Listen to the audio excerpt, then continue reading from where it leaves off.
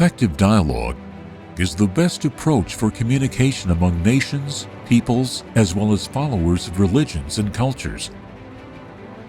To consolidate the values of understanding and cooperation, serve the peace and harmony of everyone, and work together to overcome obstacles, especially the issues of extremism and severe counter-extremism.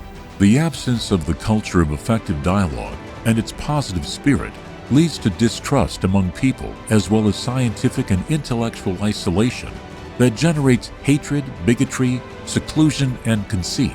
This is the reason for most pitfalls of extremism throughout its history and various directions. Effective dialogue is among the most important ways to inculcate awareness of the true Islam and immunize the youth from dangers of extremism. This pivotal task is carried out by the family, school, and platforms of religious and social influence, and to ensure efficient performance, effective coordination must take place between the family and school.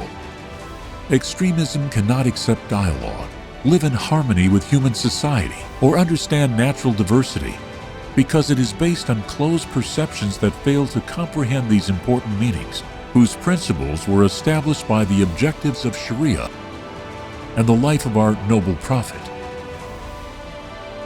Inefficient dialogue on any subject, especially a scientific or intellectual one, is at the forefront of reasons for why false and misleading information is able to infiltrate minds and why misunderstandings and apprehension arise.